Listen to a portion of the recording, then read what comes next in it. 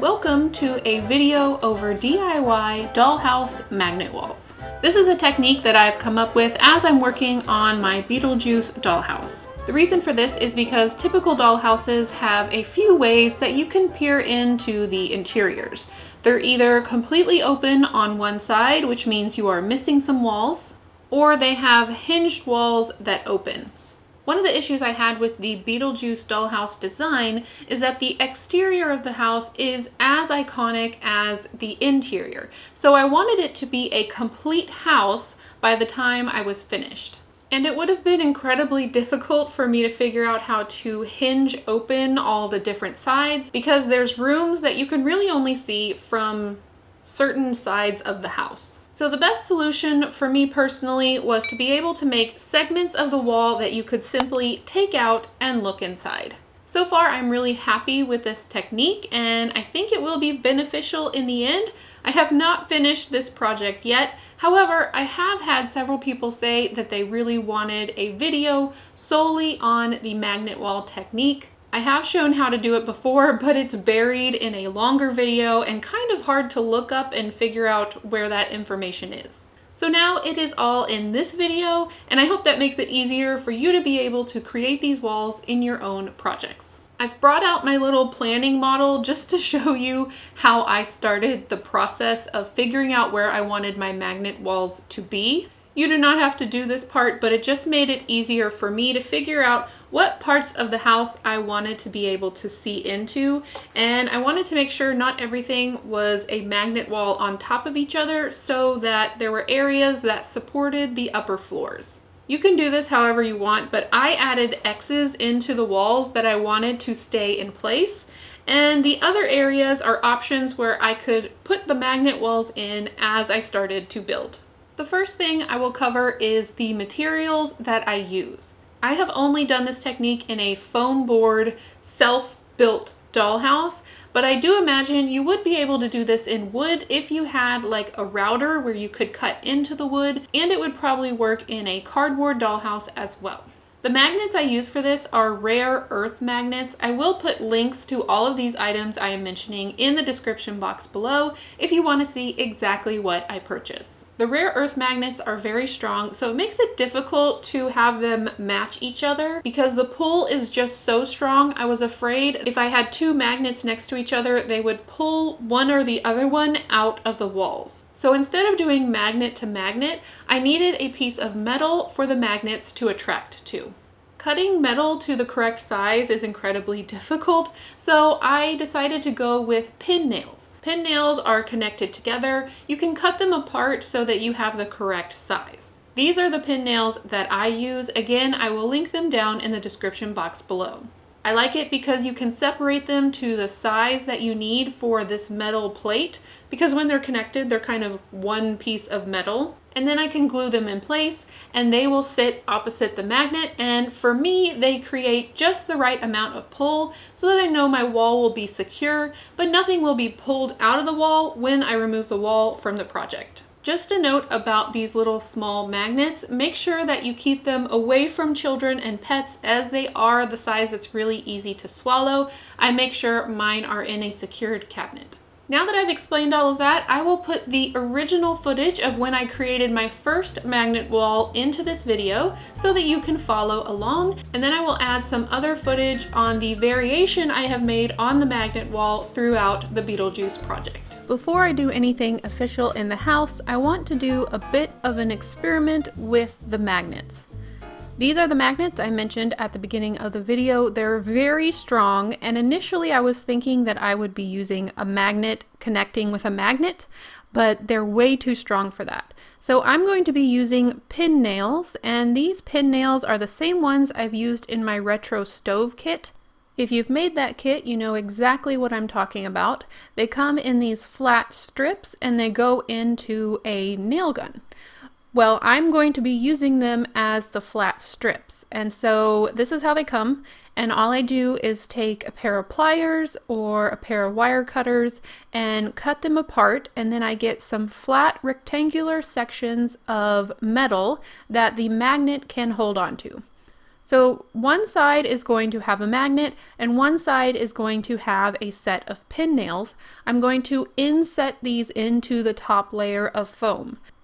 To do that, I'm being very careful and just cutting through the top layer of paper. I'm not cutting all the way through, and then I can pull it out and then cut out a little extra foam, or you can kind of push down on the foam if you'd like to, and you want just enough room so that that magnet fits in there and is flush with the surface of the foam board. I'm doing the same thing with the pin nails, but of course they are a different shape. Initially, I'm going to be gluing these in with a little bit of hot glue just so that it will stay in place during the test. I did have it rip out later on, so hot glue is not enough to make sure that these metal pieces stay in place. There's going to be a much bigger force with them wanting to be together than to stay inside the foam board. To correct for this, and also to practice what it would be like once there's wallpaper on the walls, I'm going to be covering the magnet. Well, first I'm going to drop it, and of course, to make a huge mess. I'm going to be covering the magnet and the pin nails with a thick cardstock paper. This is to just test and make sure that anything I put on the wall, hopefully they will still attract each other through those finishes. Also, the glue and the paper kind of act as a bandage that keeps the metal pieces inside the foam, because the hot glue is not going to do it by itself.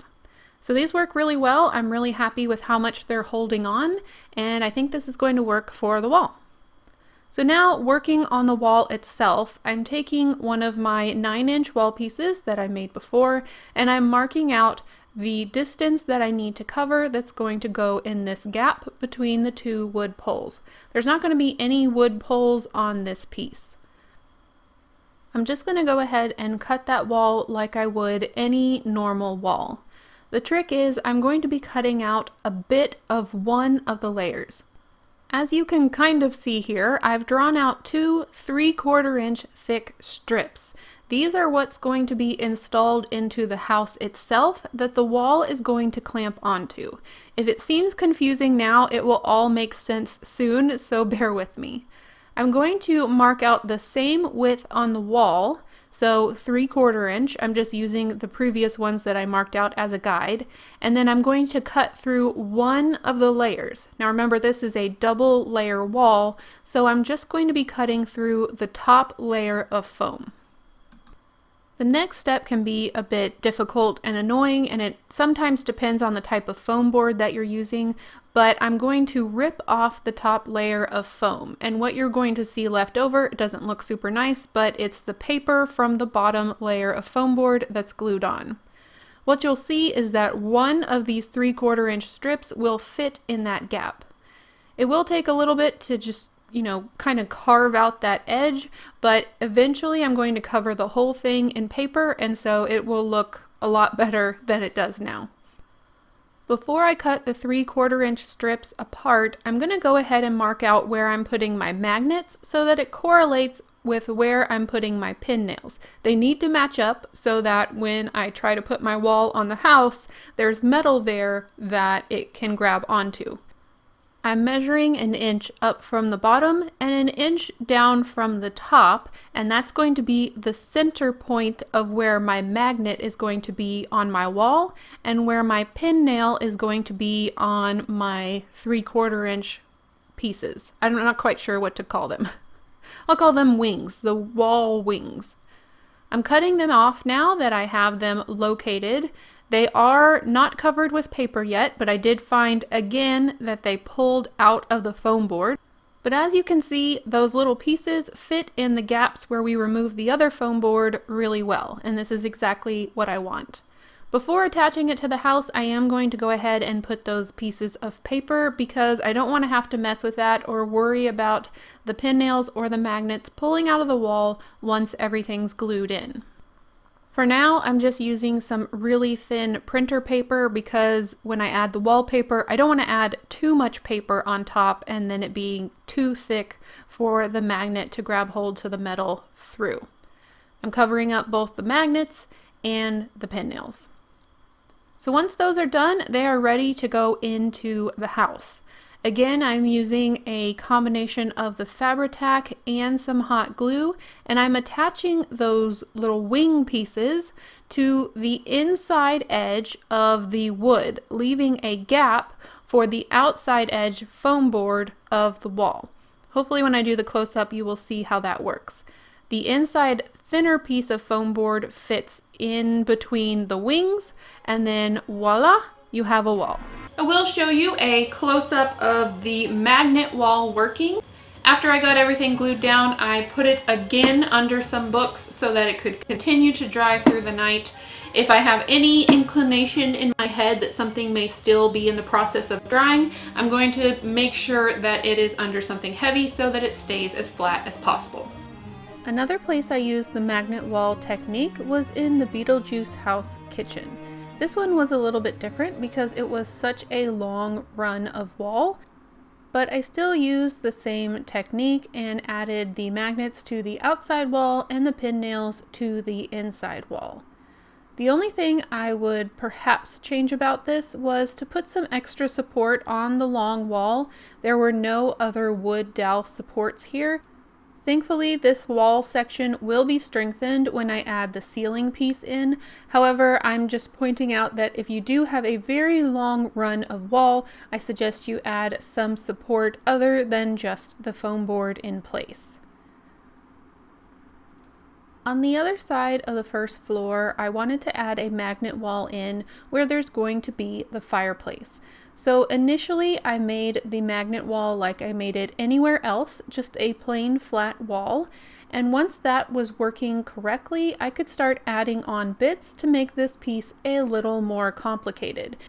This includes the foam board built exterior structure, which will have the masonry added to it once this part is done, and the very complicated Beetlejuice fireplace that goes on the inside. I made a brick cutout so you could see from the interior wall into the exterior space that will be the fireplace chimney, and then I could add all of the details. So this piece looks much more complicated than the others, but originally it started out as just a plain magnet wall. My most recent addition of this technique was a magnet wall into Lydia's room. With this one, I played around a lot with the width of the wings, and you really can either hinder the view into the room if you want it to be more mysterious, or make it a bit open, so you can play around with the wing width. I also added the secondary wall in a different way. I cut the exterior part and then cut the interior part separate, and then while the exterior was in place, I added the interior wall to create the double wall, and this just made sure that everything was lined up correctly. This could be something that was useful if you had something that wasn't a rectangle, but if it was just a bit more of a complicated shape, it might be useful for you to do it this way, where you have two separate pieces you put together. Once those pieces are together, I added the magnets and the pin nails just like I have from the beginning, and it worked really well. I wanted to add one final variation to this section of the video, and this is with the door that I made in the Beetlejuice waiting room in the Netherworld base. This is basically a mini magnet wall in the shape of a door. I added pin nails to the back of the door frame, and I added a magnet inside of the door area so that the door would snap in place. In order to keep it from going too far back at the bottom, I added a couple of popsicle sticks so that the door frame had something to lean against, and then the door fit perfectly in place. The reason I did this is because there's going to be wiring and all sorts of stuff that goes behind the door that I might need to get to for some maintenance, and I didn't want to wall it off permanently. The question I get most after I complete a magnet wall in my project is, how are you going to remove this once the project is complete? Some of the walls are fairly easy to remove. For example, the one with the fireplace. The actual fireplace structure is easy to grab onto and take it out of the project. However, I do have some flat walls that make it a bit more difficult. I have yet to finish the outside of the house, but I have a few ideas that I think would work. There are so many things that you can add to an exterior wall in a dollhouse that could become a handle for you.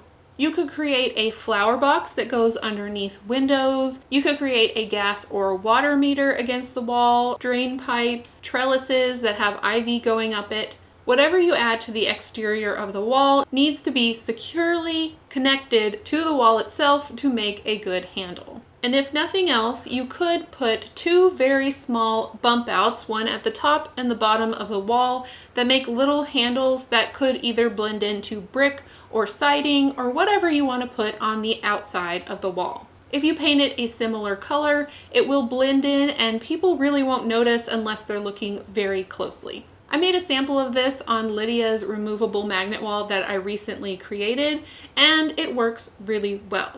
Just add enough glue so that you know it is securely attached to the wall and will not accidentally come off as the magnets are trying to stay in place. So that's all I have for you in today's magnet wall video. I know it was a short one over just one singular technique, but I know this will help a lot of people who are looking for how to do this technique and don't want to sort through all of the Beetlejuice videos I have made so far. And I look forward to creating more of these in my Beetlejuice project and figuring out all the steps that go along with it. Maybe I'll make an updated magnet wall video at the end with all the techniques I learned on finishing the outside. I hope you have a fantastic week, and I will see you in the next one.